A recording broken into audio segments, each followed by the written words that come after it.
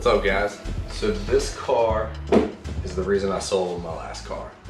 I saw this listed on Copart's website. I periodically check Copart, and I've always thought an ISF would be a cool car to own. So if you guys didn't know, I work for a Lexus dealer. I spent 11 years as a technician there. So when I took my last car to the track, I was really struggling with the things that I wanted to do to that car. Bigger brakes, sway bars, increase, I wanted to do some more stuff to the suspension. There's a lot of stuff I wanted to do to that car, and I'm just, where do I stop? Where do I stop spending money? So I, on a whim, posted that car for sale. Actually, I really just posted to see how much you guys thought, or people on that Facebook group thought it was worth. And the first guy chimed in. I told that story in the last video, but I had the car sold and gone Saturday morning. Copart auction on this was Monday morning. I bought it, I won it. I couldn't believe I bought it for what I did.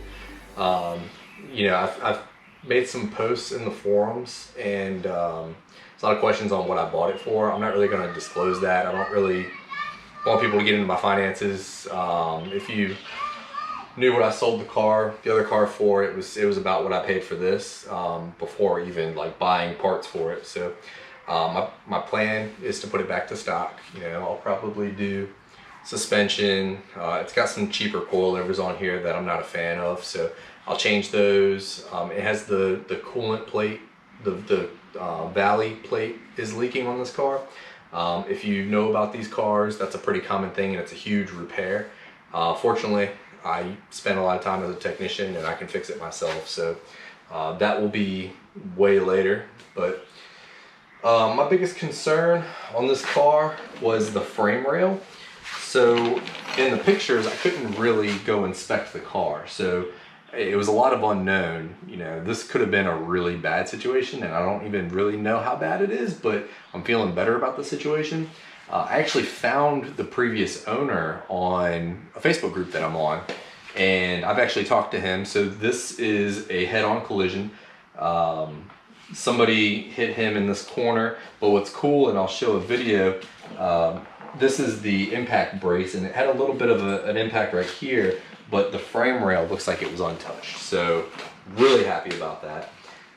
The suspension, I think when he hit that other car, it went head on into the wheel and it shoved everything back. So when I was more worried about the frame rail and maybe like the power steering rack, I think the power steering is okay. But what I'm really worried about after I got the car is the door. The passenger door sags. So my body guys at work thinks it could just need hinges. So I bought hinges because they're pretty cheap, and I'm gonna do that and see if that straightens it back out. I wanted to shoot this video while the car was in this state before I start tearing it apart. But my plan here is I'm gonna take the bumper, hood, fender off the car. I'm gonna take all the damaged components off right here and just expose the apron, which I'm sure is damaged, the frame rail, all this stuff in here I'm gonna get exposed. And then I'm gonna get the car loaded onto a trailer and I'm gonna tow it up to work. I have access to a frame machine. There's a guy up there that has 20 something years of experience. He's gonna help me get the structural things straight. I'm gonna do it with him, but I was really excited to learn because I've never done this kind of repair. I've done a lot of mechanical work, and I don't think that this repair is beyond me, but I'm really excited to learn how to fix crash damage. The goal for this, I'm gonna use it as a weekend car. I'm definitely gonna put my kids' car seats in it and take them for a ride. It's got AC, which is really nice. It's a really comfortable car. And I'm also gonna be doing track days with it. I'm gonna buy a different set of wheels and tires, and yeah, I'm definitely planning to be at VIR Summit Point. I think this car is gonna be a better suited track car than my last car.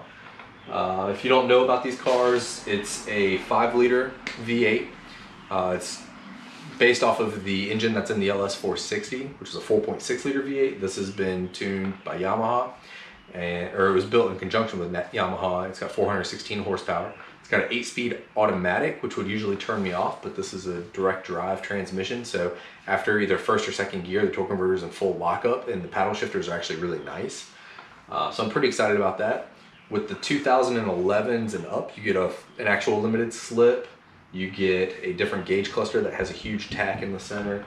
you get a lot of really cool features on this car. And the seats, they're Alcantara in the center and leather on the sides. I don't like the full leather seats. I like these a lot better. So this car has a lot of what I really like. And it's kind of a running joke between my wife and I. We've had a bunch of gray cars.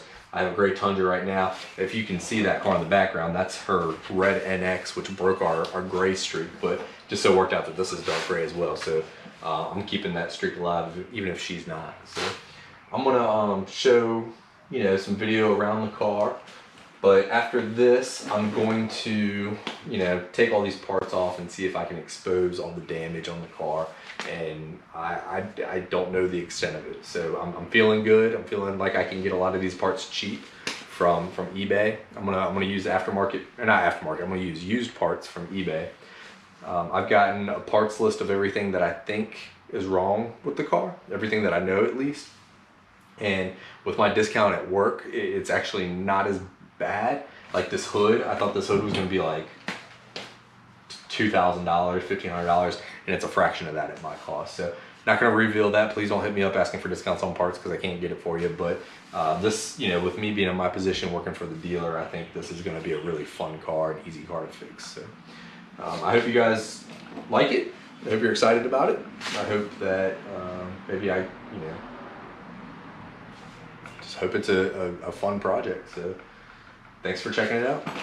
So this is obviously where the brunt of the damage is. If you look at this wheel well, you can see that that wheel has been shoved rearward, and it sent the fender into the door area. You know, my big concern is the box where the door bolts to the I guess they call it the door box. You know, I just hope that that area is not too messed up. You can see this crease right here coming through here. Paint, that's awesome. You can see this crease right here. It's from when somebody opened this door, and this edge of the door went into there. So some of the body guys were saying that sometimes this damage where the door doesn't sit level, you can see that gap right there. You can see like right here, and when you close the door, you have to actually lift up on it. When people get into this accident and they force the door open, it tweaks the hinges and it causes this kind of thing. So that's my biggest concern at this point. I love these BBS wheels. I think they're awesome, but you can see that is that's a hell of a hit, and this wheel is trash. So I'm actually having a hard time finding this wheel.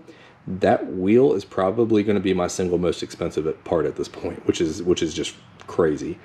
I think this wheel retails for $2,200, which is absurd.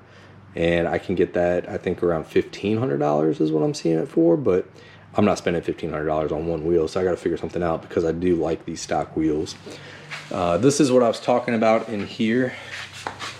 You can kind of see the frame rail going down there. Now I do need to get all this stuff off here. You can see the apron is kind of pushed in. So we'll straighten all that out, but I'm really hoping that the frame rail, I don't think that's tweaked at all. This headlight is pretty expensive, but not too worried about that. The hood is closed right now, but the good thing is the gaps, if you look at these gaps, they're still pretty good. Now it does get a little out of place right here, and there's a chip in the paint right there. I think from the accident, it pushed it over and this hinge may be bent, but this door gap right here is perfect. Which makes me feel like the frame didn't get shoved over.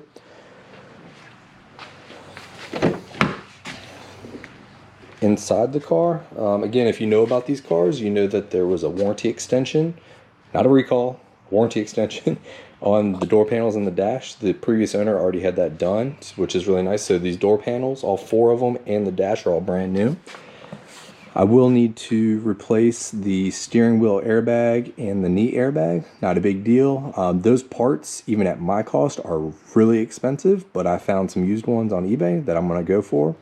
I don't have any hesitation doing that, and I'll have to do the airbag computer as well. What I really like about the 2011s and up, this is a 12, is it has that big center tack, and the navigation screen has black trim around it, which I think looks real nice. And then also these seats. I think these seats are really nice. They're Alcantara in the center and leather on the sides. One of the things that really sucks, this roof is buckled. I don't know if you can see that. To the normal person, this area right here, that would be really expensive. I think really realistically what I'm going to do is I'm going to drive it like that. I think eventually I'll either put a carbon roof skin on it or I'll do the actual skin of the roof, but that's down the road. That's not necessary to drive the car. What's real common with these ISs is these spoilers fade. This actually looks black. I don't know what's up with that. I think that's cheesy. I'm going to get rid of that. The previous owner stole, well, didn't steal his car, but he took the F logo off of the trunk, which I think is funny. I don't know what the story is there with the rear exhaust tips, but we'll fix that. But this bumper cover is going to get replaced. A couple scratches right here. I don't know what's going on there, but we'll fix that. Brand new. I really lucked out on this, but brand new Michelin Pilot Sport 4S's, and they have awesome amounts of tread. So that was a bummer for him. Really awesome for me. One of the things he said, he did have this car on track at North Carolina Motors Sports Park, I believe. So the car's been tracked before. I got no problems with that. These motors are bulletproof. I have no hesitation that this car is going to be reliable and good for the long term. So I'm not going to open this door because, what the hell? You can see where it pops and it sags. You see that? Doesn't sound good, but give you another view of the interior. So these seats are pushed pretty far back, so you gotta lift up and then push it closed. These seats are pretty far back, but I can definitely fit some car seats back here, so that's just that dad life. But I'm excited to have my little ones in here ripping around. So